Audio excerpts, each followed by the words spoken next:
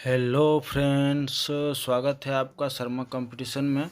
आशा करते हैं कि आप लोग बिल्कुल ही अच्छे तरीके से होंगे और जो तैयारी करने वाले, जो पढ़ने वाले स्टूडेंट हैं, बिल्कुल अपना पढ़ाई कर रहे होंगे। और मेरा भी ये सहयोग रहेगा यूट्यूब के माध्यम से कि आपको ये बेस्ट मटेरियल प्रोवाइड किया जाए। सबसे बड़ी बात है जो पढ़ने का तरीका, तो मैं ये बताने जा रहा हूँ। पढ़ना तो आप लोग को खुद ही है, लेकिन मैं पढ़ने का तरीका बताने जा रहा हूँ। तो आज जो है सो मैं ये क्राउन बुक का जीव विज्ञान से है और इसमें देखते हैं, पढ़ते हैं और कैसे याद होता है इसका ट्रिक मैं बताऊंगा। और वीडियो अच्छा लगे तो चैनल को सब्सक्राइब करिएगा ज़रूर, जाकि जिससे कि मैं भी मोटिवेट होता रहूँगा। तो बिना टाइम को लॉस्ट किए हुए स्टार्ट करते हैं आज का वीडियो। जीव विज्ञान है तो जीव विज्ञान, जीवधारियों का अध्ययन ही विज्ञान कहलाता है। जीवधारियों का अध्ययन ही विज्ञान कहलाता है। ये ग्रीक शब्द से लिया गया है, जो बायोस। बायोस बोले तो जीवन, दो शब्द है इसमें, बायोस और लोगोस। तो बायोस बोले तो जीवन और लोगोस बोले तो अध्ययन। बायोस जीवन, लोगोस अध्ययन। इस तरह से आपको 2 बार 4 बार प्रोनाउंसिएशन करना है। आगे बढ़ते, बायोलॉजी शब्द का सर्वप्रथम प्रयोग 1802 में लैमार्क ने किया था। आप सुनते रहिएगा तो बिल्कुल याद होगा। तो बायोलॉजी शब्द का प्रयोग सबसे पहले 1802, सब कुछ एक एक फैक्ट को ध्यान में रखना है, याद रखना है। लैमार्क फ्रांस और ट्रेविरेनस जर्मन नामक वैज्ञानिक ने किया था। तो बायोलॉजी शब्द का प्रयोग लैमार्क ट्रेविरेनस वैज्ञानिक ने किया था। चलिए आगे देखते हैं। तो अरस्तु को जीव विज्ञान का जनक कहा जाता है। जीव विज्ञान और जंतु विज्ञान का जनक अरस्तु है। याद रखिएगा, जीव विज्ञान जंतु विज्ञान का जनक अरस्तु हैं। आगे बढ़ते हैं। तो इसके 2 प्रमुख भाग बताए गए, जंतु विज्ञान और वनस्पति विज्ञान। बायोलॉजी में ये 2 बातों का अध्ययन करते हैं, जंतु विज्ञान और वनस्पति विज्ञान। तो आगे बढ़ते हैं। ये वनस्पति विज्ञान का जनक थियोफ्रेस्टस हैं। देखिए, जीव विज्ञान और जंतु विज्ञान इसका अरस्तु है और वनस्पति विज्ञान इसका थियोफ्रेस्टस, बोटनी का जनक थियोफ्रेस्टस, बोटनी थियोफ्रेस्टस। इस तरह से याद करिएगा, 2-3 बार पढ़िएगा और वीडियो देखिएगा, बिल्कुल ही याद होने जा रहा है आपको। और अभी बेसिक से बेसिक क्वेश्चन पूछ दिया जा रहा है, तो सभी बातों का ध्यान आप लोग को रखना होगा। देख लेते हैं, कुछ शाखाओं के जनक हैं। जीव विज्ञान अरस्तु, जंतु विज्ञान अरस्तु, वनस्पति विज्ञान थियोफ्रेस्टस, वनस्पति विज्ञान बोले तो बोटनी टथियोफ्रेस्टस, वर्गीकी लीनियस। इस तरह से आपको फोर्स देके ये पढ़ना पड़ेगा, जिससे आपको टंग जो जीव बोलते हैं इसको आदत हो जाता है। जब भी आप वर्गीकी जैसे पढ़िएगा तो लीनियस माइंड में घूमने लगेगा। वर्गीकी लीनियस। अनुवांशिकी का जानते हैं, ग्रेगर मेंडल होते हैं। जीवाश्मिकी लियोनार्डो दा विंसी हैं। चिकित्सा शास्त्र हिप्पोक्रेटस।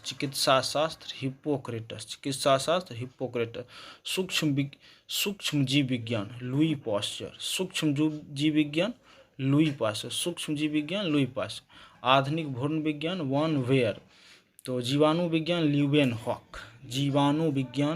ल्यूवेनहॉक ही थे जो जीवित जीवाणु की खोज किए थे, ल्यूवेनहॉक। कवक विज्ञान माइकोलॉजी जानते हैं।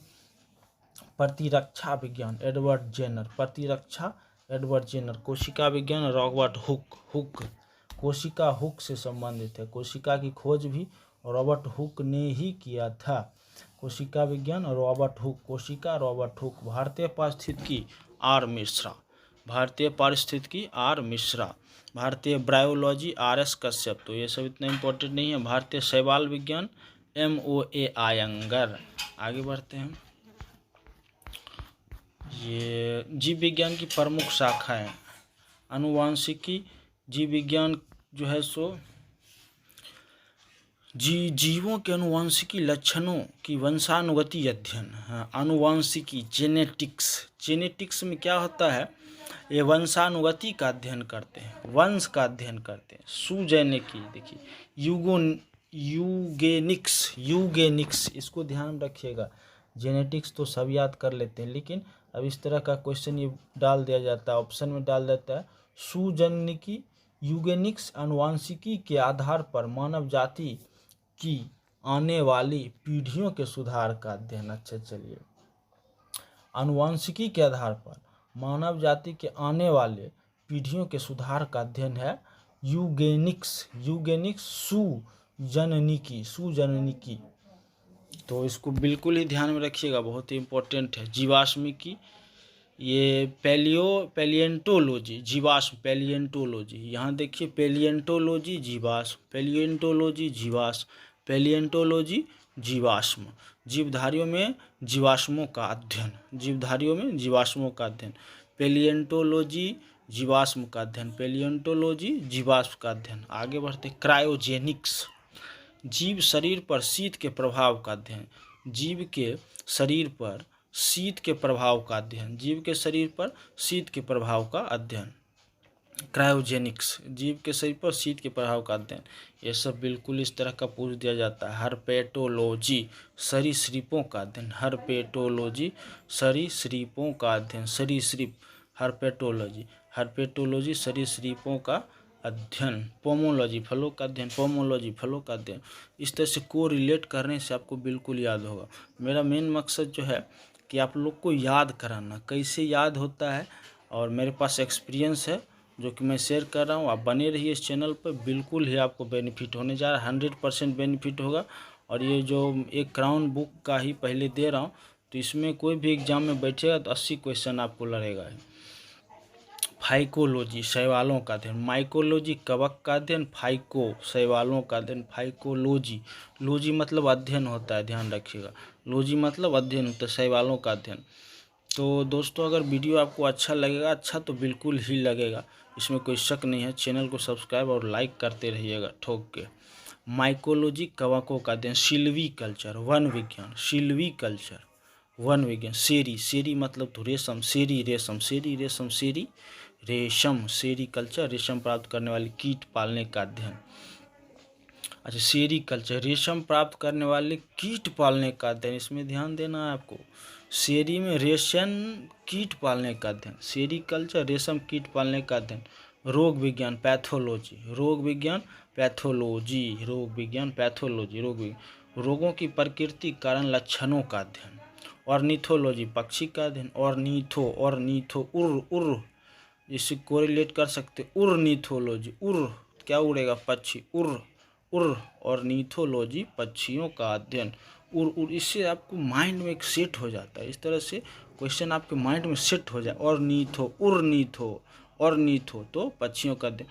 ऑफियोलॉजी, सर्पों का अध्ययन, देखिए ऑफियोलॉजी सर्पों का अध्ययन। मान लीजिए कोई रिलेट कर लेते हैं इसको, सांप काट लिया तो क्या किया, उफ करने लगा, सांप काट लिया तो उफ करने लगा, तो ऑफियोलॉजी सांपों का अध्ययन, सर्पों का अध्ययन, ऑफियोलॉजी सांपों का अध्ययन। तो इस तरह से सांप काटा तो उफ करने लगे, ऑफियोलॉजी। मिर्मिकोलॉजी, चींटियों का अध्ययन, मिर्मिकोलॉजी चींटियों का अध्ययन। तो इससे माफ़ी चाहूँगा, थोड़ा ये स्टूडेंट लाइफ में ऐसा करना होता है, तभी एक सफलता की ओर जो है सो हम लोग बढ़ेंगे, क्योंकि बहुत सा मैटर है जो कि उतना याद नहीं रह पाता है। तो इसके लिए इको रिलेट करते हैं शब्दों को। तो मिर्मिकोलॉजी, चींटियों का अध्ययन, मान लीजिए इसको नहीं याद रहा है, तो चलिए चींटी को मिर्गी आ गया, चींटी को क्या आ गया, मिर्गी आ गया, चींटी को क्या आया, मिर्गी आ गया।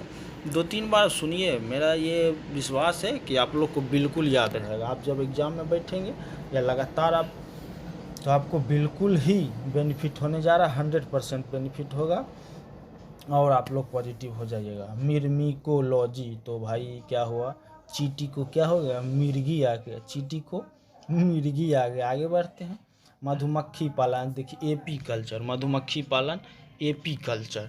तो मधुमक्खी क्या करेगा भैया, मधुमक्खी करेगा पी, तो एपी कल्चर। मधुमक्खी क्या करेगा, पी, कौन करेगा, मधुमक्खी, तो एपी कल्चर। और चींटी को क्या आ जाएगा, मिर्गी आ जाएगा। तो मिर्मिकोलॉजी, चींटियों का अध्ययन। आगे बढ़ते हैं, पीसी कल्चर। अच्छा, ये तो बेसिकली याद ही रहता है। पीसी कल्चर, मछली पालन का अध्ययन, पीसी कल्चर, मछली पालन का अध्ययन, पीसी कल्चर, मछली, पीसी मछली, पीसी मछली। एरेनकोलॉजी, मकड़ियों का अध्ययन, एरेनकोलॉजी मकड़ियों का अध्ययन, एरेनकोलॉजी मकड़ियों का अध्ययन। सूक्ष्म जैविकी, माइक्रोबायोलॉजी, सूक्ष्म जैविकी, माइक्रोबायोलॉजी, सूक्ष्म जीवों का अध्ययन। देखिए माइक्रो जब ही आ जाता है तो माइक्रो मतलब ही छोटा होता है, माइक्रो मतलब छोटा, स्मॉल होता है माइक्रो। तो माइक्रो से तो पता चल गया कि सूक्ष्म। बायोलॉजी माने जीवों का अध्ययन, बायोलॉजी बोले तो जीवों का अध्ययन, माइक्रोबायोलॉजी सूक्ष्म जीवों का अध्ययन। कैलोलॉजी देखिए इसमें मानवीय सौंदर्य का अध्ययन होता है। कैलोलॉजी कैलोलॉजी कैलोलॉजी मानवीय सौंदर्य का अध्ययन। इससे आपको अगर को माइंड में जोड़ लीजिए, कैलोलॉजी मानवीय सौंदर्य का अध्ययन। राइनोलॉजी जंतु के नाक कान गले का अध्ययन। अच्छा देखिए इसको भी याद रखिए, नाक कान और गले का अध्ययन, इस तरह का क्वेश्चन पूछ दिया जाता है भैया। राइनोलॉजी, राइनोलॉजी जंतु के नाक कान के गले का अध्ययन। तो आगे बढ़ते हैं दोस्तों, और फिर से देखते हैं जीवधारियों का वर्ग। जीवधारियों में जीवों की पहचान, नामकरण, वर्गीकरण की तकनीक विकसित करने के लिए जीवों को उनके गुण, जनन, स्वभाव और स्वभाव आदि के आधार पर बांटा गया है। तो ये लाइन एकदम याद रखिएगा। जीवों को ऐसा पूछ दिया जाता है, 4 ऑप्शन देख के पूछ दिया जाता है, ऐसा पूछा हुआ है। जीवों को उनके गुणों, जनन, स्वभाव और एक लाइन छूट रहा है, आदि के आधार पर बांटा गया है। चूंकि यह वर्गीकरण जैविक लक्षणों के आधार पर किया गया है, इसे जैविक वर्गीकरण भी कहा जाता है। तो गुण, जनन, स्वभाव के आधार पर इनका वर्गीकरण किया गया है। स्वीडिश प्राकृतिक वैज्ञानिक कैरोलस लिनियस ने अपनी किताब सिस्टेमा नेचुरे में वर्गीकरण की व्यवस्था तैयार किया, और साथ ही उन्होंने 1758 में द्विपद नाम पद्धति की संकल्पना सामने रखी है। देखिए इसमें याद करने वाला जो पॉइंट है, स्वीडिश वैज्ञानिक थे लिनियस, सिस्टेमा नेचुरी जो है सो Carolus Linnaeus, सिस्टेमा नेचुरी Carolus Linnaeus, सिस्टेमा नेचुरी Carolus Linnaeus ने लिखा है। और इन्होंने द्विपद नाम पद्धति बाइनोमियल नोमेनक्लेचर की संकल्पना सामने रखी थी। तो सिस्टेमा नेचुरी कैरोलस लिनियस और सिस्टेमा नेचुरी वर्गीकरण, ये द्विनाम पद्धति कैरोलस लिनियस आप लोग सुनते रहिए दोस्तों। और एक बार 2 बार आप बुक भी पढ़िए, ऐसा मैं नहीं बोल रहा हूँ कि आप बुक मत पढ़िए, तो बुक भी पढ़िए। इसकी यहाँ पे रिवाइज के लिए जब आप फ्री अपने आप को फील कर रहे हैं तो आप इसको सुन सकते हैं, और यह भी एक पढ़ाई के समान ही आपको हेल्प करेगा। इस पद्धति के अनुसार प्रत्येक जीव के नाम में 2 शब्द होते हैं। पहला शब्द है वंश, और पहला शब्द है वंश जेनरिक नाम जो उसके संबंधित रूपों से साझा होता है, और दूसरा शब्द है जाति पद। वंश नाम को अंग्रेजी के बड़े अक्षर तथा जाति का नाम अंग्रेजी के छोटे अक्षर से शुरू होता है।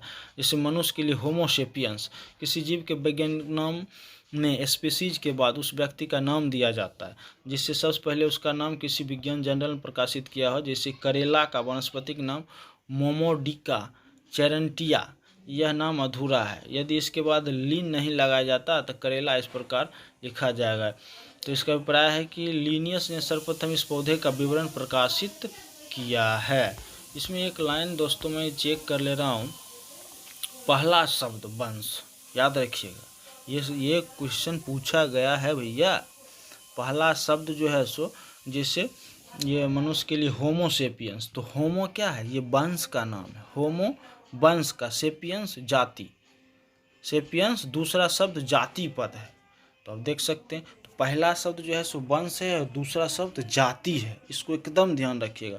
होमो वंश है, सेपियंस जाति है। पूछ दिया जाएगा कि मनुष्य किस जाति का है, तो आपको याद रखिएगा सेपियंस का है, और किस वंश का है तो होमो वंश का। ये क्वेश्चन पूछा गया है और अधिकतम स्टूडेंट इसको गलत ही करते हैं। होमो वंश, सेपियंस जाति, किस जीव। तो फिर आगे बढ़ते हैं, कुछ जीवों के वैज्ञानिक नाम, इसको आप याद कर लीजिएगा। और ये मनुष्य होमोसेपियंस नो प्रॉब्लम, गाय बॉस इंडिकस। अब देखिए यहाँ पे याद करना होगा, यहाँ पे स्टूडेंट को बहुत कन्फ्यूजन होता है, क्या होता है बार बार ये भूल जाते हैं स्टूडेंट लोग, तो कैसे याद रखेंगे।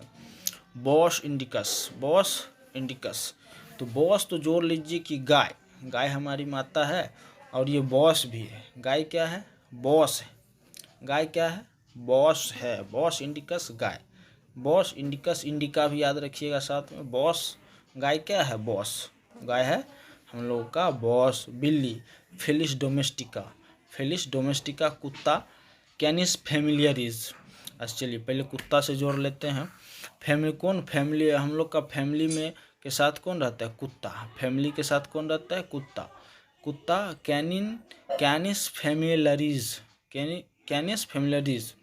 तो कुत्ता फैमिली सबसे कोरिलेट करके इसको आप रख सकते हैं। मेढक राना टिगरीना, राना टिगरीना मेढक, राना टिगरीना मेढक, राणा मेढक, राना टिगरीना मेढक, मेढक राना टिगरीना, राना टिगरीना मेढक, राना टिगरीना मेढक।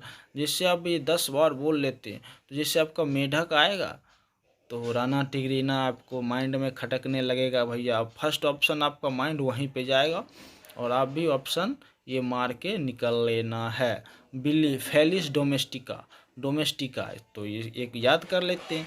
कुत्ता के लिए फैमिलरीज हो गया, मेढक तो राना टिगरीना, राना टिगरीना। गाय तो भैया बॉस है, और बिल्ली डोमेस्टिका है। डोमेस्टिक मतलब पालतू होता है, इंग्लिश और हिंदी में डोमेस्टिक मतलब पालतू होता है। तो बिल्ली फेलिस डोमेस्टिका हो गया। तो फिर आगे बढ़ते हैं दोस्तों। चैनल को सब्सक्राइब जरूर करिएगा भैया, ये जिससे कि मेरा भी मोटिवेशन होते रहेगा। फिर आगे बढ़ते हैं। और कुछ दिया गया है, हाँ तो बाघ टाइगर, पैंथेरा टाइग्रिस। जैसे टाइग्रिस देखे इसमें तो डायरेक्ट ऑप्शन दिया है पैंथेरा टाइग्रिस, पैंथेरा टाइग्रिस बाघ। आम मैग्नीफेरा इंडिका, देखिए मैग्नीफेरा इंडिका, आम मैग्नीफेरा इंडिका, इंडिका आम को इंडिका में ढोएंगे हम लोग। आम को कहाँ ढोएंगे, इंडिका, इंडिका गाड़ी से आम को ढो लेंगे, इंडिका गाड़ी से आम को ढो लेंगे। इसमें देखिए मैग्नीफेरा मैंगो, मैंगो का मैग्नीफेरा इंडिका। और आम को किससे ढोएंगे हम लोग, तो आम को जो ढो रहे हैं इंडिका गाड़ी से हम लोग आम को ढो लेंगे। आगे बढ़ते हैं। गेहूँ टिट्रिकम एस्टिवम, टिट्रिकम एस्टिवम गेहूँ, टिट्रिकम एस्टिवम गेहूँ, यह टिट्रिकम एस्टिवम गेहूँ। टिट्रिकम धान, ओरिजा सटाइवा, ओरिजा सटाइवा धान। आलू सोलनम ट्यूबरसम, सोलनम ट्यूबरसम, सोलनम ट्यूबरसम आलू, सोलनम ट्यूबरसम। इस तरह से आप लोग, मैं उतना तो फोर्स नहीं कर सकता हूँ क्योंकि वीडियो लंबा हो जाएगा। आप इस सब शब्दों को रिलेट करके रखिए। गुड़हल चाइना रोज हैबिकस। आगे बढ़ते हैं। आपको जो इसमें एक राष्ट्रीय जैसे मोर है, कमल है, तो इस सब का जो है सो आप लोग याद रख सकते हैं। इस सब को बिल्कुल याद रखिएगा। इसी तरह से 5 से 10 याद रखिएगा तो इसी में आपका एक क्वेश्चन में फंस जाएगा। नीम में ये एजा डायरेक्टा इंडिका, एजा डायरेक्टा इंडिका, एजा डायरेक्टा इंडिका। आगे बढ़ते सरसों मस्टर्ड में आ गया ब्रासिका कैम्पेस्ट्रिस, ब्रासिका कैम्पेस्ट्रिस। इमली ये टैमरिंडस इंडिका, तो इंग्लिश ये टैमरिंड मतलब इमली होता है, तो आप इससे देख सकते हैं टैमरिंडस इंडिका। टैक्सोनॉमिक कोटि, देखिए सभी वर्गीकरणों में मूल इकाइयों का क्रमबद्ध वर्ग होता है, इसे टैक्सोनॉमिक कोटि कहा जाता है। सभी कोटियां एक साथ मिलकर टैक्सोनॉमिक पदानुक्रम बनाती है, टैक्सोनॉमी। आगे बढ़ते हैं। डिवीजन फाइलम हो गया, किंगडम, डिवीजन फाइलम, वर्ग, क्लास, ऑर्डर और कुटुंब, फैमिली, जीनस, जाति, स्पेसीज। फिर से वही आ रहा है, देख लीजिए जाति स्पेसीज, जाति स्पेसीज हो गया। और वंश पहला शब्द होता है, जैसे मनुष्य के लिए मैंने बताया था होमोसेपियंस, होमो हो गया वंश, सेपियंस हो गया जाति। टैक्सोनॉमिक पदाक्रम, तो कुटुंब, फैमिली, एक बार इसको पढ़ लीजिएगा, वर्ग, क्लास, ऑर्डर, ऑर्डर, कुटुंब, फैमिली। तो आगे बढ़ते हैं। जीवधारियों का 5 जगत वर्गीकरण। आज देखिए वाइटेकर, वाइटेकर, वाइटेकर, पंच जगत वाइटेकर, पंच जगत वाइटेकर। ये 10 बार बोल लीजिए आप, एकदम याद रहेगा। ये आपको माइंड में याद नहीं भी है तो एग्जाम में 100% सही होगा। अगर आप सही मायने में कंपटीशन का तैयारी कर रहे हैं तो वाइटेकर 5 जगत ने 1969 में 2 किंगडम वर्गीकरण के स्थान पे 5 किंगडम ये वर्गीकरण प्रस्तावित किया था। अभी तो 2 किंगडम का देखे ही है, लीनियस थे। अब 5 किंगडम वाइटेकर, वाइटेकर। आगे बढ़ते हैं। जब हम जिसमें देखिए 5 जगत में ये नाम आप याद कर लीजिए, ये ऑप्शन में दे दिया जाता है 4-5 नाम। तो 5 जगत में मोनेरा, प्रोटिस्टा, कवक, प्लांटी और एनिमेलिया है। मोनेरा, प्रोटिस्टा, कवक, प्लांटी एवं एनिमेलिया बिल्कुल इम्पोर्टेंट है। ऐसे जो इम्पोर्टेंट ज़्यादा रहेगा उस पर मैं खुद फोर्स कर दूंगा, जिससे कि आप लोग का एग्जाम में क्वेश्चन छूटने का बिल्कुल चांस नहीं रहेगा। तो मोनेरा प्रोटिस्टा कवक प्लांटी एनिमेलिया, मोनेरा प्रोटिस्टा कवक प्लांटी एनिमेलिया, मोनेरा प्रोटिस्टा कवक प्लांटी एनिमेलिया। तो आगे बढ़ते हैं, आगे एक सेकेंड। तो फिर देखते हैं इसके बाद में ये मोनेरा। मोनेरा में सभी प्रोकैरियोटिक जीवों को रखा जाता है। एक देखिए प्रोकैरियोटिक और यूकैरियोटिक जीव होता है, तो इसका चर्चा हम आगे करेंगे। तत्काल पढ़ते, मोनेरा में सभी प्रोकैरियोटिक जीवों को रखा गया है, जैसे बैक्टीरिया, एक्टिनोमाइसिटिस तथा प्रकाश संश्लेषी साइनोबैक्टीरिया। इसमें केंद्रक एवं अन्य झिल्ली युक्त अंगक नहीं होते हैं। तो मोनेरा में क्या नहीं होता है, केंद्रक और झिल्ली युक्त अंग नहीं होता है। इसमें याद रखना है, मोनेरा में केंद्रक नहीं होता है, लेकिन अधिकांश मोनेरा के सदस्य में कोशिका भित्ति कठोर होती है। प्रोटिस्टा, इसमें ज़्यादातर एक कोशिकीय यूकैरियोट्स को रखा गया है। प्रोटिस्टा में एक कोशिकीय यूकैरियोट्स को रखा गया है, ध्यान रखिएगा, प्रोटिस्टा एक कोशिकीय। आगे बढ़ते हैं, ये मुख्य रूप से स्वपोषी प्रकाश संश्लेषी जीव होते हैं, स्वपोषी जीव होते हैं। प्रोटिस्टा पूछ देगा इनमें से कौन सा स्वपोषी ये जीवों का उदाहरण है, तो प्रोटिस्टा स्वपोषी। प्रोटिस्टा में प्राय फ्लैजिला एवं सीलिया पाए जाते हैं, उदाहरण अमीबा, यूग्लिना, डाइट आदि। अच्छा, अमीबा और यूग्लिना ये एक कोशिकीय जीव है, इनको याद रखिएगा, पूछ दिया जाता है इसमें कौन सा एक कोशिकीय जीव है, तो अमीबा और यूग्लिना। अमीबा और यूग्लिना एक कोशिकीय जीव है, एक कोशिक। बहुत बार ये क्वेश्चन पूछा गया है दोस्तों, तो इसको बिल्कुल ध्यान में रखिएगा। अमीबा और यूग्लिना एक कोशिकीय जीव है, और प्रोटिस्टा में भी एक कोशिकीय जीव ये पाए जाते हैं। प्लांटी, इसमें सभी रंगीन बहुकोशिकीय प्रकाश संश्लेषी पौधे आते हैं। इस जगत में शैवाल, ब्रायोफाइट्स, टेरिडोफाइट्स, जिम्नोस्पर्म तथा एंजियोस्पर्म होते हैं। तो देख लीजिए प्लांटी, इसमें सभी रंगीन बहुकोशिकीय प्रकाश संश्लेषी पौधे हैं, रंगीन प्रकाश संश्लेषी करने वाले पौधे हैं। तो इतना सुनिए, तो ये काफ़ी है। इस जगत में शैवाल, ब्रायोफाइटा, अब देखिए शैवाल और ब्रायोफाइटा, टेरिडोफाइटा, जिम्नोस्पर्म, एंजियोस्पर्म, ये प्लांटी जगत में पाए जाते हैं। शैवाल, ब्रायोफाइटा, टेरिडोफाइटा, जिम्नोस्पर्म, एंजियोस्पर्म, ये प्लांटी जगत में पाए जाते हैं। आगे बढ़ते हैं,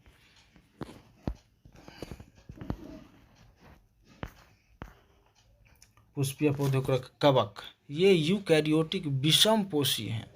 बिल्कुल ध्यान में रखिएगा दोस्तों इस लाइन को, कि कवक ये यूकैरियोटिक विषम पोषी हैं। कवक क्या है, यूकैरियोटिक। और मैं ये यूकैरियोटिक के बारे में ये आपको जानकारी दूंगा, आगे ऑप्शन दिया हुआ है। तो चलिए, कवक यूकैरियोटिक विषम पोषी है, ये लाइन को बिल्कुल ध्यान में रखिएगा। कवक क्या है, यूकैरियोटिक विषम पोषी, इनमें क्लोरोफिल का अभाव है। देखिए, तो ये लाइन भी अच्छा है कि कवक में क्या है, क्लोरोफिल नहीं है, कवक में क्लोरोफिल नहीं है।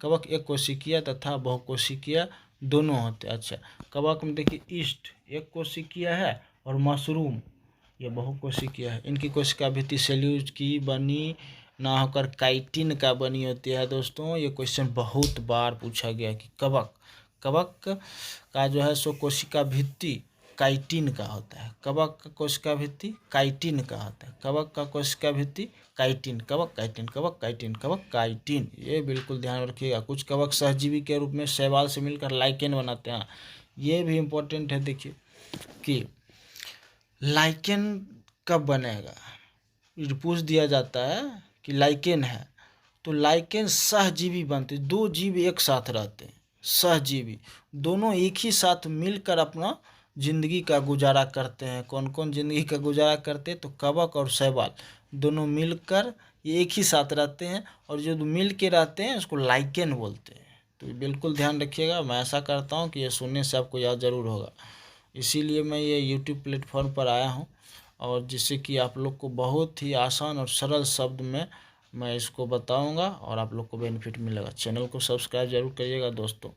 आगे बढ़ते हैं, तो लाइकेन कब बनेगा, कवक और शैवाल मिलकर लाइकेन बनता है और दोनों जीव एक साथ मिलकर रहते हैं। एनिमेलिया, इस जगत में विषम पोषी यूकैरियोटिक को रखा गया। हाँ, तो ध्यान में रखिएगा, यूकैरियोट्स या यूकैरियोटिक एनिमेलिया जगत में रखा गया। ये बहुकोशिकीय होते हैं। एनिमेलिया बहुकोशिकीय होते हैं और इनकी कोशिका में कोशिका भित्ति नहीं पाई जाती है। अच्छा, चलिए एक चीज़ और ध्यान रखना होगा कि एनिमेलिया में कोशिका भित्ति नहीं पाई जाती है। दोस्तों, इन सब बातों को आज के ये जो कंपटीशन का समय है तो क्वेश्चन पैटर्न बहुत ही चेंज हो चुका है। तो इस तरह से ही पढ़ाई करना होगा आपको, तभी आप कोई भी सरकारी ये नौकरी ले पाएंगे। अभी एनसीईआरटी बेस्ड पर ये पूछा जा रहा है और लैंग्वेज बेस्ड पर, और ये पहले का जैसा जो था कि मलेरिया और डेंगू किसके कारण होता है, तो क्वेश्चन तो आते हैं लेकिन 50% क्वेश्चन अब लैंग्वेज बेस्ड जो है सो डाल दिया जाता है। आगे बढ़ते हैं। इनमें पोषण प्राणी समभोजी होता है। इनमें हाइड्रा, केचुआ, तिलचट्टा, स्टारफिश, मछली, पक्षी, सरीसृप, स्तनधारी आदि जंतु आते हैं। अच्छा, देख सकते हैं आप, बहुत ही अच्छा एनिमेलिया में हाइड्रा, केचुआ, तिलचट्टा, स्टारफिश, मछली, पक्षी, सरीसृप, स्तनधारी आदि जंतु आते हैं। चलिए, स्तनधारी भी आ गया भैया। स्तनधारी बोले तो जैसे मनुष्य हम लोग आप लोग हैं, तो ये एनिमेलिया में ही है हम लोग। हाँ, मनुष्य यहाँ पे देख सकते हैं, इसको ध्यान रखिएगा। हाइड्रा, केचुआ से संबंधित क्वेश्चन पूछा जाता है। हाइड्रा, केचुआ, तिलचट्टा, स्टारफिश, मछली, पक्षी, सरी। अच्छा, चलिए, पक्षी जगत भी आ गया, सरीसृप आ गया, स्तनधारी भी आ गया। तो पक्षी, सरीसृप, रेंगने वाले जैसे सांप और ये मगरमच्छ, स्तनधारी तो ये एनिमेलिया में आ जाता है। स्टारफिश, तिलचट्टा, केचुआ हाइड्रा भी एनिमेलिया में आ जाता है। आगे बढ़ते हैं दोस्तों।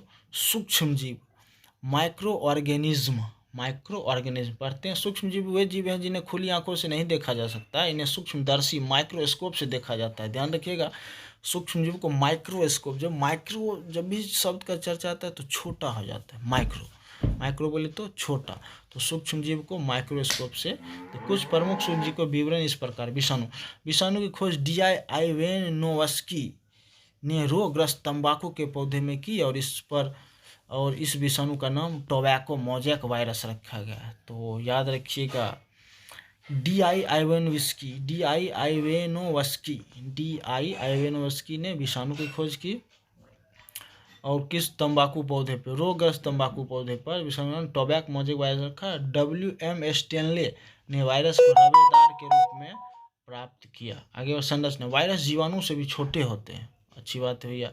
ये 2 प्रकार के पदार्थों से बने होते हैं, प्रोटीन और न्यूक्लिक अम्ल। अब देखिए कितना अच्छा, मेन पॉइंट यही है। जो वायरस है ये 2 पदार्थ से बनते हैं, प्रोटीन से और न्यूक्लिक अम्ल से। तो वायरस में प्रोटीन और न्यूक्लिक अम्ल है। प्रोटीन और न्यूक्लिक अम्ल वायरस में पाया जाता है। प्रोटीन के खोल को कैप्सिड कहते हैं। याद रखिएगा, प्रोटीन के खोल को कैप्सिड कहते हैं, जो कि न्यूक्लिक अम्ल के चारों ओर होता है। ठीक है, कैप्सिड की छोटी छोटी इकाइयों को कैप्सोमियर कहते हैं। चलिए आगे बढ़ते। न्यूक्लिक अम्ल या तो RNA या DNA होता है। न्यूक्लिक अम्ल RNA या DNA होता है। न्यूक्लिक अम्ल RNA या DNA होता है। दोस्तों, ये सब क्वेश्चन डायरेक्ट पूछ दिया जा रहा है अभी, तो इन सब बातों को ध्यान रखना होगा, तभी आपका तैयारी सही वे में होगा। न्यूक्लिक अम्ल, RNA या DNA। निम्न प्रकार के वायरस पाए जाते हैं। पादप वायरस, इनमें न्यूक्लिक अम्ल RNA होता है। चलिए एक चीज़ देख सकते हैं कि पादप वायरस में RNA होता है, पादप वायरस में RNA होता है और जंतु वायरस में DNA होता है। न्यूक्लिक अम्ल DNA होता है, जंतु वायरस में DNA होता है और पादप वायरस में RNA होता है। बैक्टीरियोफाज, जो वायरस जीवाणुओं पर आक्रमण करते हैं उन्हें बैक्टीरियोफाज कहते हैं। देखिए भैया, बहुत ही अच्छा लाइन है, इसको एकदम बिल्कुल आप ध्यान में रखिएगा। जो वायरस जीवाणु पर आक्रमण करते हैं उन्हें बैक्टीरियोफाज कहते हैं।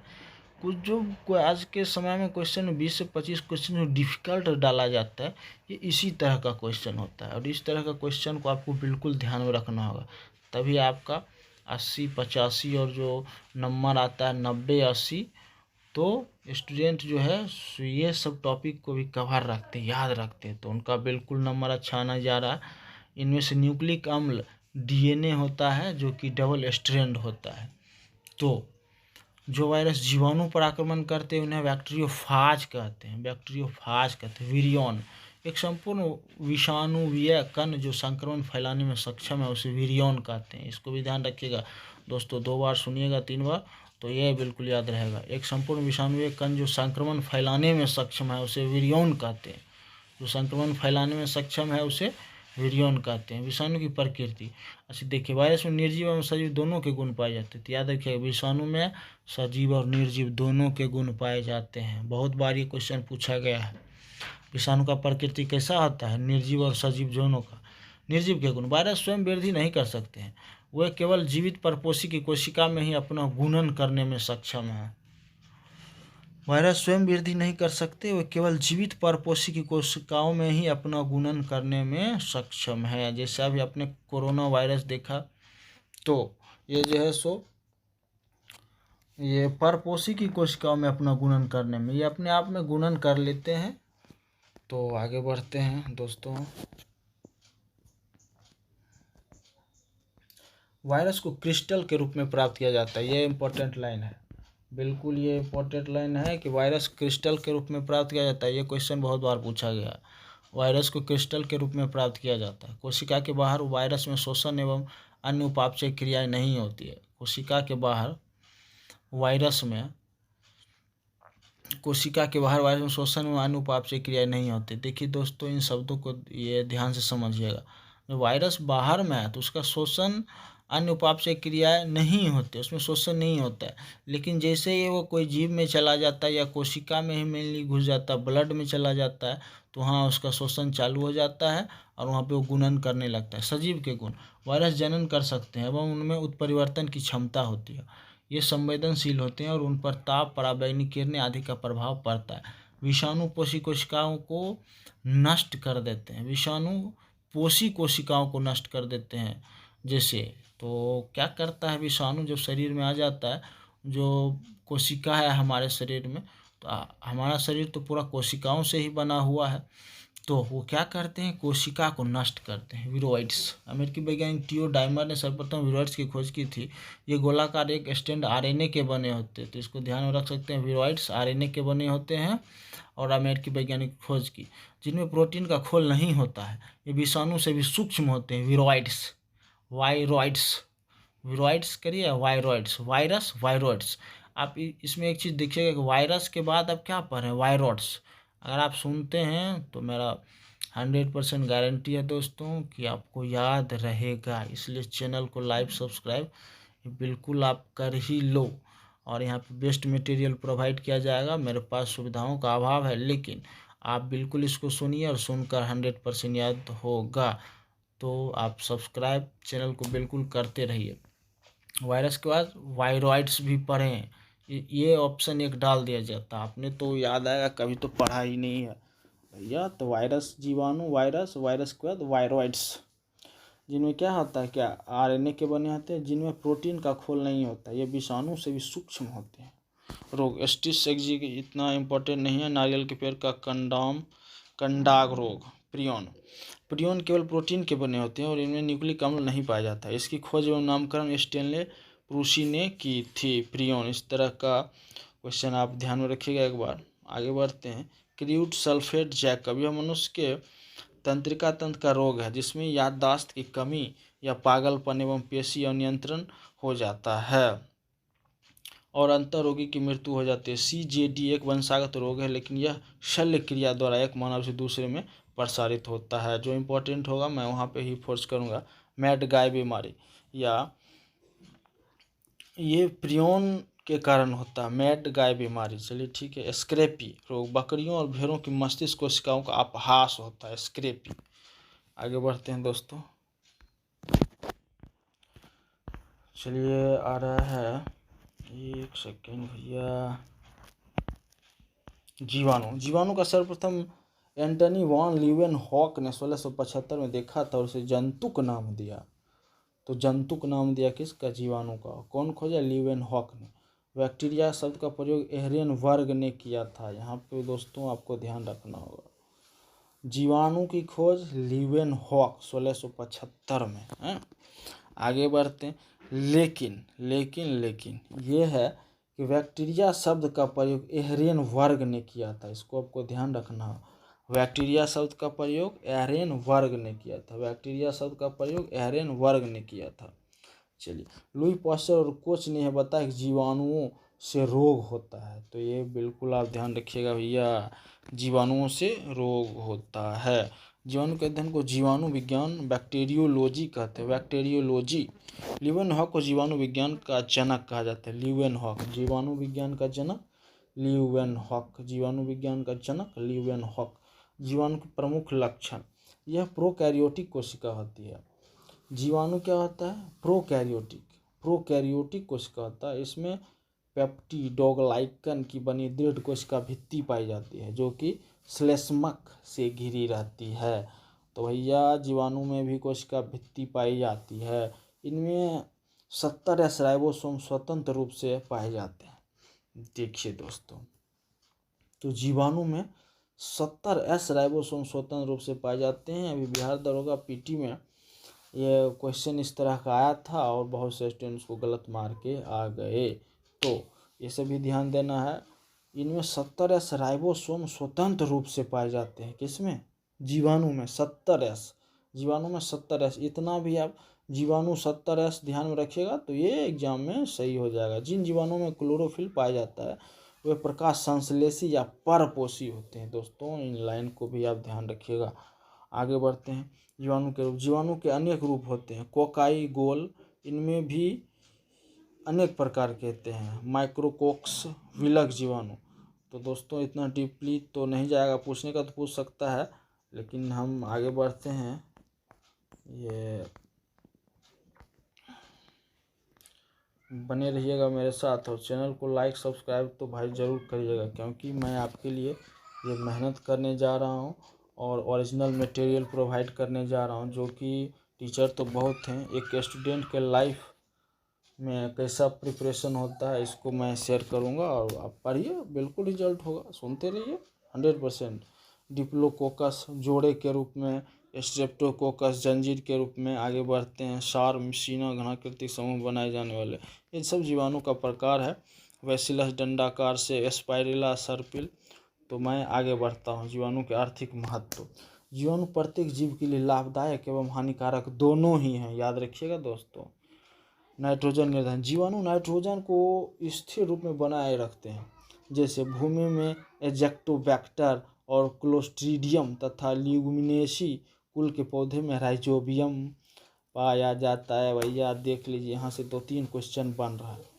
जीवाणु नाइट्रोजन को स्थिर रूप में बनाए रखते हैं, जैसे भूमि में एजेक्टोबैक्टर, क्लोस्ट्रीडियम तथा लेग्यूमिनोसी कुल के पौधे में राइजोबियम पाया जाता है।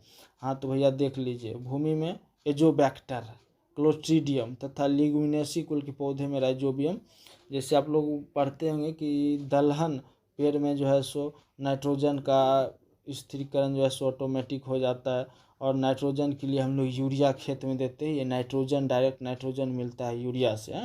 कुछ जीवाणु ऐसे होते हैं जो कि पेड़ को, पौधा को हेल्प करते हैं और नाइट्रोजन उसको बना के पेड़ पौधा को दे देते हैं। तो ये जो देख सकते हैं कि जीवाणु एजोबैक्टर, क्लोस्ट्रीडियम और लेगुमिनेसी, ये आप राइजोबियम, ये संबंधित है नाइट्रोजन से और ये ज़मीन में पाया जाता है। इसको ध्यान रखिएगा, एक क्वेश्चन इससे बनेगा। मानव के पाचन तंत्र में पाए जाने वाले जीवाणु ई कोलाई पाचन क्रिया में सहायक है। देखिए कितना सुंदर क्वेश्चन है, स्टूडेंट पढ़ लेते हैं लेकिन उनको ये मालूम ई कोलाई के बारे में बहुत को याद नहीं होगा। तो पाचन तंत्र में पाए जाने वाले जीवाणु ई कोलाई है, देख लीजिए भैया। और ये क्वेश्चन प्रीवियस ईयर में बीपीएससी इस समय पूछा गया है। तो पाचन तंत्र में कौन सा जीवाणु? E coli. ई कोलाई पाचन क्रिया में सहायक होता है। डेयरी उद्योग में लैक्टोबैसिलस, जो दही दूध में पाया जाता है। लैक्टोबैसिलस दूध की शर्करा लैक्टोज को किण्वन द्वारा लैक्टिक अम्ल में बदल देता है, जिससे दूध खट्टा हो जाता है। शर्करा लैक्टोज को, तो देखिए भाई, दूध की शर्करा लैक्टोज पाया जाता है कहाँ? दूध में। लैक्टोज दूध में बिहार SIPT में पूछा गया क्वेश्चन है। दूध की शर्करा लैक्टोज को किण्वन द्वारा लैक्टिक अम्ल में बदल देता है, जिससे दूध खट्टा हो जाता है। तो लैक्टोज को लैक्टिक अम्ल में तोड़ता है भाई लोग। लैक्टोज को दूध में लैक्टोज एकदम क्वेश्चन लड़ेगा भाई, आप एग्जाम दे के आइए। तो मैं इसी तरह का मटेरियल देने जा रहा हूँ जिससे कि ये स्टूडेंट को बहुत ही हेल्प होने जा रहा है और घर बैठे नौकरी होगा भैया, कहीं दिल्ली बम्बई पटना जाने की आवश्यकता नहीं है। तो लैक्टोज को किण्वन द्वारा लैक्टिक अम्ल में बदल देता है, किण्वन द्वारा, किण्वन भी बताएंगे आपको। तो बने रहिए, आगे आगे बढ़ते हैं, देखते हैं क्या आ रहा है। अन्य उद्योग में माइकोकोक्स, हाँ देखिए माइकोकोक्स तंबाकू के पत्तों में बैसिलस मेगाथीरियम चाय के पत्तों में सुगंध पैदा करते हैं। इनका प्रयोग चमड़े के शोधन एवं जूट की रेशों को अलग करने में भी किया जाता है। तो आप देख सकते हैं कि जीवाणु का जो है सो प्रयोग जूट के रेशा को अलग करने के लिए चमड़े के किण्वन में, टैनिंग ऑफ लेदर, टैनिंग होता है जो चमड़ा का साफ सफाई शुद्ध किया जाता है। तो चमड़े के किण्वन में, जूट रेशा अलग करने में, और क्या दिखाया जाए, चाय के पत्रों में सुगंध पैदा करते हैं। तो इन सभी में ये उपयोग किया जाता है। औषधि के निर्माण, जीवाणु द्वारा कई प्रकार की औषधियाँ का निर्माण भी किया जाता है। इन सब शब्दों को, लाइन को आप याद रखिएगा। 4 ऑप्शन दे दिया जाता है, इसमें पूछा जाएगा कौन सही है कौन गलत है, और कई 2-3 ऑप्शन भी होता है। तो ये सब जो 4 ऑप्शन वाला बीपीएससी, खास करके बीपीएससी, बिहार एसआई, ये सब में आपको बहुत ही हेल्प मिलेगा। तो चमड़ा का ट्रेनिंग शोधन में, जूट के रेशे अलग करने में, चाय में सुगंध पैदा करने के लिए, तंबाकू के पत्रों में, तो ये सब में भी जीवाणु का ये उपयोग होता है। औषधि निर्माण में भी होता है। जीवाणु प्रतिजैविक, एंटीबायोटिक, देखिए कुछ एंटीबायोटिक दिया गया है जो कि ये भी पूछ दिया जाता है। Streptomycin griseus, streptomycin, streptomycin florimycin. तो देखिए दोस्तों, एक मैं जिसमें माइसिन लगा हुआ है, ये सब प्रति एंटीबायोटिक है। जिसमें लगा हुआ है प्रतिजैविक एंटीबायोटिक, इसको समझ लीजिए। एंटीबायोटिक क्या होता है कि जीवाणु को नष्ट करता है। एंटीबायोटिक जीवाणु जो हम लोग टैबलेट खाते हैं, क्लोरोफेनिकल हो गया, ये भी है। ये जितना भी माइसिन लगा हुआ है एंटीबायोटिक है। स्ट्रेप्टोमाइसिन फ्लोरी, नियोमाइसिन, स्ट्रेप्टोमाइसिन वेनेजुएली, क्लोरोमाइसिटिन, देखिए क्लोरोमाइसिटिन है जो कि मलेरिया में उपयोग किया जाता है। तो ये सब ये प्रतिजैविक है, एंटीबायोटिक है, जो कि क्या करता है, जीवाणु को नष्ट करता है। आशा करता हूँ कि ये सुनने से आपको बिल्कुल याद हो गया होगा। तो मेरे पास यही ट्रिक है भैया, और एक से एक ट्रिक अप्लाई होगा, और तैयारी में मैं जान फूंकने जा रहा हूँ आप लोग को। आगे बढ़ते हैं। तो रोसेस टेरामाइसिन, देखिए टेरामाइसिन, ये भी जब कोई भी एग्जाम में पूछ दिया जाएगा आपको, ग्रुप डी से लेकर कहीं भी ये पूछ सकता है। टेरामाइसिन भी क्या है, ये एंटीबायोटिक है। रोग उत्पन्न करना, जीवाणु द्वारा मनुष्य, पादप एवं जानवर में कई रोग उत्पन्न होते हैं। खाद्य पदार्थों को नष्ट करना, स्ट्रेप्टोकोकस, देखिए स्टेफाइलोकोकस आदि से स्थापित विषैले पदार्थ खाद्य पदार्थ को विषाक्त बना देते हैं। आगे बढ़ते, जीवाणु मिट्टी का विनाइट्रीकरण कर उसकी उर्वरता कम कर देते हैं। अच्छा, कुछ हानिकारक जीवाणु भी हैं जो उसका उर्वरता कम कर देते हैं। आगे बढ़ते हैं दोस्तों, देखते हैं थैलोफाइटा का शरीर थैलमस कहलाता है। थैलोफाइटा, एक चीज़ आप इसमें देख सकते हैं कि पादप जगत को ये वर्गीकरण किया है। थैलोफाइटा, ब्रायोफाइटा और टेरिडोफाइटा, इसमें देख लीजिए थैलोफाइटा, ब्रायोफाइटा, टेरिडोफाइटा, ये पादप जगत से संबंधित है। इसमें होता है नग्न बीजी, जिसको जिम्नोस्पर्म भी कहते हैं, और फलों में बंद बीज वाले, यहाँ पे आप ध्यान रखिए, नग्न बीजी यानी जिसमें बीज नहीं होता उसको जिम्नोस्पर्म कहते हैं। जिस फल में बीज नहीं होता है वो जिम्नोस्पर्म कहलाता है, और फलों में बंद बीज वाले एंजियोस्पर्म, एंजियोस्पर्म, इसको ध्यान में रखिएगा, बहुत ही अच्छा टॉपिक है ये। नग्न बीजी जिम्नोस्पर्म कहलाते हैं, और फलों में बंद बीज वाले आवृत बीजी और नग्न बीजी होता है, 2 तरह का। तो नग्न बीजी को जिम्नोस्पर्म कहते हैं, और आवृत बीजी यानी इसके फल में बंद बीज वाले एंजियोस्पर्म कहलाते हैं। इसको ध्यान में रखिएगा, बिल्कुल इससे क्वेश्चन पूछ दिया जाता है। अच्छा, आगे देखते हैं। एंजियोस्पर्म को भी क्या किया है, ये 2 बीज पत्र वाले और 1 बीज पत्र वाले, 2 डिवाइड किया है। एंजियोस्पर्म को 2 भागों में डिवाइड किया है, 2 बीज पत्र वाले और 1 बीज पत्र वाले, जिसको 2 बीज पत्र वाले को 2 बीज पत्री और 1 बीज पत्र वाले को 1 बीज पत्री कहते हैं। आगे बढ़ते हैं, इस पे और भी आगे चर्चा होगा डिटेल में। तो थैलोफाइटा, देखिए थैलोफाइटा का शरीर थैलमस कहलाता है। थैलोफाइटा का शरीर थैलमस कहलाता है क्योंकि पादप शरीर वास्तविक मूल, स्तंभ तथा पत्ती में विभेदित नहीं होता है। देखिए थैलोफाइटा में क्या होता है, मूल मतलब जड़, स्तंभ, तना, पत्ती में विभेदित नहीं होता है, जो कि थैलोफाइटा कहलाता है। इसे मूल, स्तंभ, पत्ती में विभेदित नहीं होता। अधिकांश पौधे जलीय होते हैं, किंतु थैलोफाइटा का अधिकांश पौधे जलीय होते हैं, बिल्कुल ध्यान में रखिए। किंतु स्थलीय पौधे नम जगहों पर पाए जाते हैं। इस वर्ग के पौधे शैवाल कहलाते हैं। देखिए शैवाल थैलोफाइटा में आता है। डायरेक्ट क्वेश्चन पूछ दिया जाएगा भाइयों कि शैवाल थैलोफाइटा में आता है, इसको याद कर लीजिए। शैवाल थैलोफाइटा। लाइकेन, लाइकेन की खोज तुलासने ने की थी और इसकी संरचना का सर्वप्रथम अध्ययन डी बेरी ने किया। लाइकेन की खोज तुलासने, लाइकेन की खोज तुलासने, इसको याद रखिएगा। लाइकेन की खोज तुलासने। 5, 7, 10 बार बोल लीजिए, 2 बार वीडियो देखिए, 2, 3 बार, 5 बार किताब पढ़िए, लेकिन कंटिन्यू अध्ययन कीजिए, बिल्कुल ही आपको याद होने जा रहा है। और कोई भी स्टूडेंट याद कर सकता है। जिनको डर लगता है कि नहीं मेरे से नहीं हो पाएगा, इस तरह से पढ़िए, बिल्कुल होगा। लाइकेन सहजीवी जीव है, याद रखिएगा। लाइकेन सहजीवी ये जीव है, यानी कवक। इससे पहले आप वो पढ़े थे, ये कवक के साथ जो 2 जीव आपस में एक साथ रहते हैं, लाइकेन होता है। सहजीवी करते हैं, सहजीवी मतलब एक दूसरे के साथ रह के जीवित रहना, जीना, जिसमें शैवाल एवं शैवाल एवं कवक अंतर संबंध बनाती है। ठीक है, शैवाल और कवक एक साथ रहते हैं जो कि लाइकेन बनाते हैं, याद रखिएगा। एक क्वेश्चन जरूर टपक जाएगा। तो उदाहरण लीकोनेरा, रेमेलाइना, क्लेडोनिया आदि शैवाल। शैवालों के अध्ययन को फाइकोलॉजी कहा जाता है। ये नम भूमि और लवणीय एवं लवणीय जल वृक्षों की छाल और चट्टानों पर पाए जाते हैं। बहुत ही अच्छा है। नम भूमि में और लवणीय एवं लवणीय जल में वृक्षों की छाल और चट्टानों पर पाए जाते हैं। आगे बढ़ते हैं। शैवाल एक कोशिकीय एवं बहुकोशिकीय होते, दोनों होता है। एक कोशिकीय क्लेमाइडोमोनास एवं बहुकोशिकीय अलावा। कुछ शैवाल कॉलोनी बनाते जैसे वॉलवॉक्स, और कुछ तंतुमय होते जैसे यूलोथ्रिक्स। इनमें क्लोरोफिल पाया जाता है। तो शैवाल में क्लोरोफिल पाया जाता है। आर्थिक महत्व, समुद्री घास, भूरे शैवाल जैसे लेमिनेरिया, सरगैसम का प्रयोग भोजन के रूप में किया जाता है। तो ये बहुत ही महत्वपूर्ण है दोस्तों कि शैवाल, समुद्री घास में भी शैवाल पाया जाता है, भूरे शैवाल। हाँ, लेमिनेरिया, सरगैसम का प्रयोग भोजन के रूप में किया जाता है। तो लेमिनेरिया, सरगैसम शैवाल का प्रयोग भोजन के रूप में होता है। इसको बिल्कुल याद रखिएगा दोस्तों, ये इंपॉर्टेंट है। इस तरह का क्वेश्चन अगर याद रखते हैं तो आपको 80 नंबर लाने से एग्जाम में कोई नहीं रोक पाएगा।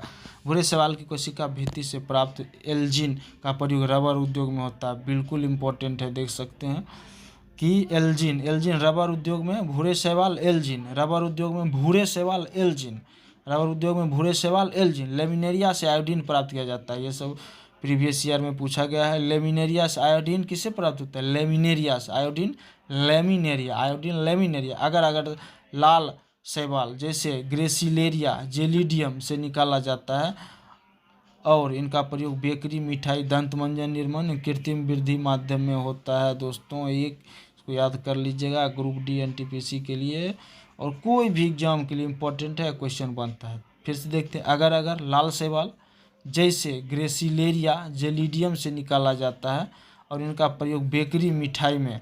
अगर लाल शैवाल का प्रयोग कहाँ किया जाता है? बेकरी, मिठाई में, दंत मंजन निर्माण में, कृत्रिम वृद्धि माध्यम में होता है।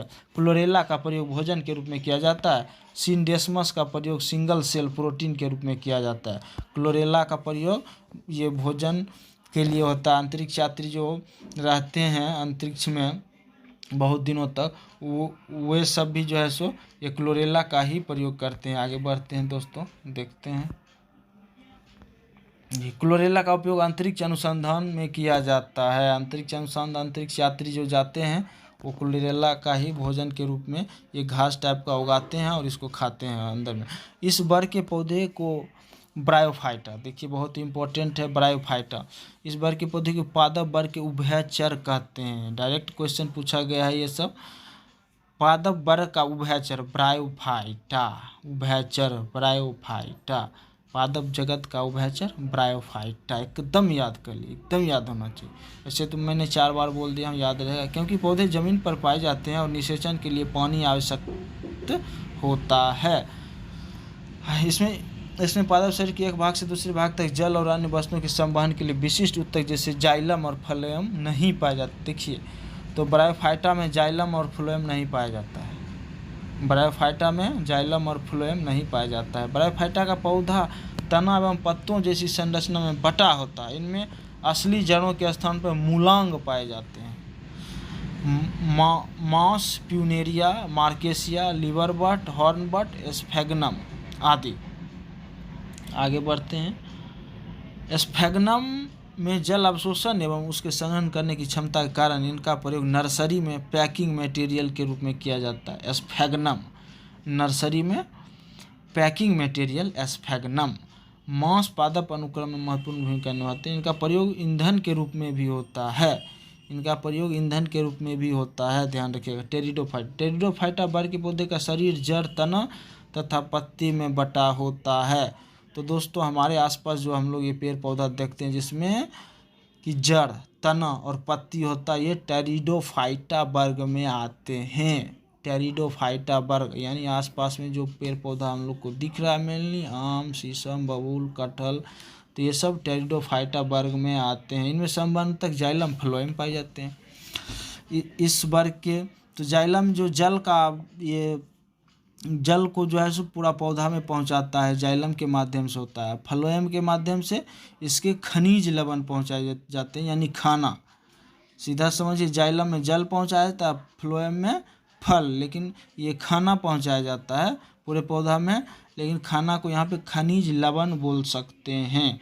इस वर्ग के सभी पौधे में भ्रूण होता है तथा पीढ़ियाँ का एकांतरण भी होता है। इसके जाइलम में वाहिकाओं और फ्लोएम में सह कोशिकाएं का अभाव रहते हैं। उदाहरण फर्न, मुगदर, मॉस, अस्वार आदि। देखिए दोस्तों, जिम्नोस्पर्म 2 ग्रीक शब्दों अर्थात नग्न अर्थात बीज से बना है। नग्न बीज, जिम्नोस्पर्म। आगे बढ़ते हैं दोस्तों।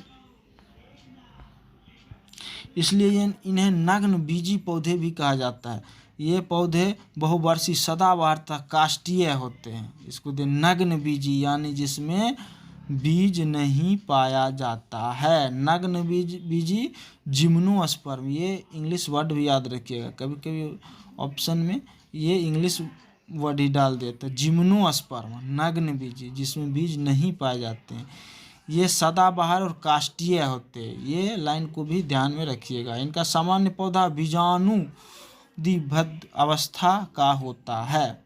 उदाहरण साइकस पाइनस नग्न बीजी हैं। ये दोनों नाम याद रखिएगा, ये ऑप्शन दे दिया जाएगा बिल्कुल, साइकस और पाइनस। साइकस के स्टार्च से साबूदाना निकाला जाता है, तो ये भी क्वेश्चन पूछा गया है। साइकस से साबूदाना निकाला जाता है। साइकस से साबूदाना याद रहेगा, साइकस से साबूदाना। पाइनस चीड़ से तारपीन, रेजिन एवं बहुमूल्य लकड़ी प्राप्त किया जाता है। पाइनस, ये सब क्वेश्चन दोस्तों बिल्कुल पूछा गया है। तो पाइनस जिरार्डियाना के बीज से चिलगोजा प्राप्त होता है। ये भी देखिए, चिलगोजा बहुत बार पूछा गया है। ये चिलगोजा किसके बीज से पाया जाता है? तो पाइनस जिरार्डियाना। ये सब क्वेश्चन स्टूडेंट को याद नहीं रहता है, जिनको याद है बस उन्हीं को नौकरी है। क्रिप्टोगेम, थाइलोफाइटा, ब्रायोफाइटा एवं टेरिडोफाइटा में नग्न भ्रूण पाए जाते हैं जो बीजाणु कहलाते हैं। इन तीनों समूह के पौधे में जननांग और प्रत्यक्ष होते हैं और ये बीज उत्पन्न करने में असक्षम होते हैं, अतः इन्हें क्रिप्टोगेम कहा जाता है। तो दोस्तों, इसमें क्या दिया जा रहा है कि बीज उत्पन्न करने में असक्षम होते हैं, क्रिप्टोगेम। बीज उत्पन्न करने में असक्षम होते हैं, क्रिप्टोगेम। फैनरोगेम, जिन पौधों में जनन ऊतक पूरी तरह से विकसित एवं विभेदित होता है और जो जनन प्रक्रिया के बाद भी बीज उत्पन्न करते हैं, उन्हें फैनरोगेम कहते हैं, जैसे जिम्नोस्पर्म एवं एंजियोस्पर्म। आगे बढ़ते, एंजियोस्पर्म यह 2 ग्रीक शब्दों अर्थात ढका हुआ और स्पर्मा अर्थात बीज से मिलकर बना, अर्थात इस पौधे के बीज फलों के अंदर ढके होते हैं। एंजियोस्पर्म ए यानी बीज के अंदर, मान लीजिए ए ढका हुआ है, ए है बीज के अंदर। एक ट्रिक लगाते हैं हम लोग, बीज के अंदर क्या है? ए, तो ए एंजियोस्पर्म। आवर्त बीजी बोलते हैं जिसमें फल के अंदर बीज होता है, एंजियोस्पर्म ए जिम्नोस्पर्म नग्न बीजी, जिसमें बीज नहीं होता है। ए फॉर एंजियोस्पर्म, जिसमें बीज होता है। तो इस तरह से आप याद रखिएगा, सुनने से बिल्कुल याद हो गया होगा, एक बार और सुनिएगा तो हमेशा के लिए याद रहेगा। बीज का विकास अंडाशय के अंदर होता है, ध्यान रखिएगा, जो बाद में फल के रूप में विकसित होता है। इन्हें पुष्पी पादप भी कहा जाता है। इनमें भोजन बीज पत्रों में संचित होता है। तो दोस्तों ये भोजन बीज पत्रों में संचित होता है अथवा भ्रूणपोष में भी संचित होता है। बीज पत्रों के आधार पर एंजियोस्पर्म को दो भागों में बांटा जाता है, एक बीजपत्री और एक बीजपत्र वाले पौधे एक बीजपत्री तथा दो बीजपत्र वाले पौधे द्विबीजपत्री। तो दोस्तों आगे बढ़ते हैं, आगे ये लास्ट है अभी का माइकोराइजा। देखिए पाइनस की जड़ों में कवक सहजीवी की तरह रहता है, जिसे माइकोराइजा कहते हैं। ये क्वेश्चन बनेगा दोस्तों, पाइनस की जड़ों में कवक सहजीवी के तरह रहता है, जिन्हें माइकोराइजा कहते हैं। ये क्वेश्चन कई बार पूछा गया है कि माइकोराइजा कहाँ पाए जाते हैं या कहाँ रहते हैं कब। तो आगे बढ़ते हैं, देखिए द्विबीजपत्री एंजियोस्पर्म, माफ़ी चाहूँगा, लगता है कुछ छूट तो नहीं गया है, ये सही जा रहा हूँ मैं। तो द्विबीजपत्री एंजियोस्पर्म, तो अभी एंजियोस्पर्म को ये दो भागों में बांटा था, एक बीजपत्री और द्विबीजपत्री। तो किसको बांटा था? एंजियोस्पर्म को दोस्तों। आइए कुल फैमिली से पूछ दिया जाता है, तो सरसों राई मूली शलजम ये क्रूसीफेरी कुल का है, और ये फूल गोभी बंद गोभी भी साथ में देख सकते हैं। सरसों राई मूली शलजम फूल गोभी बंद गोभी क्रूसीफेरी कुल का है। उसके बाद आप देख सकते हैं मालवेसी का भिंडी है, मालवेसी का भिंडी है, और सीसम मूंगफली सोयाबीन मटर चना अरहर ये फाइवेसी कुल का है, और बैगन आलू तंबाकू टमाटर सोलोनेसी कुल का है। तो आगे देख लेते हैं आप, और कुकुरबिटेसी में ये पूछा गया है खरबूजा तरबूजा लौकी जीरा ककड़ी परवल करेला, ये कुकुरबिटेसी कुल का है। और एक बीजपत्री में आप देख सकते हैं प्याज लहसुन, तो इसे याद रखिएगा दोस्तों कि प्याज लहसुन एक बीजपत्री है, प्याज लहसुन एक बीजपत्री, और ये लिलिएसी कुल का है। प्याज लहसुन लिलिएसी कुल का है। ग्रामीणी, अच्छा गेहूँ मक्का धान, जो कई बार पूछा गया दोस्त कि गेहूँ किस कुल का है, तो ये ग्रामीणी कुल का है। गेहूँ मक्का धान ये ग्रामीणी कुल का है। गेहूँ मक्का धान जौ दूब ईख बांस ये ग्रामीणी कुल का है। और नारियल सुपारी खजूर ये पामी कुल का है। दोस्तों तो वीडियो बहुत ही अच्छा लगेगा आपको, ये रिवाइज करने के लिए मेरा ये बेस्ट प्लेटफॉर्म रहेगा ये शर्मा कंपटीशन। तो दोस्तों चैनल को सब्सक्राइब जरूर करिएगा। अच्छा ये तो, और इस तरह का रिलेटेड मैं क्राउन बुक का पूरा डिटेल डालता रहूँगा। आशा करता हूँ कि वीडियो अच्छा लगेगा। धन्यवाद।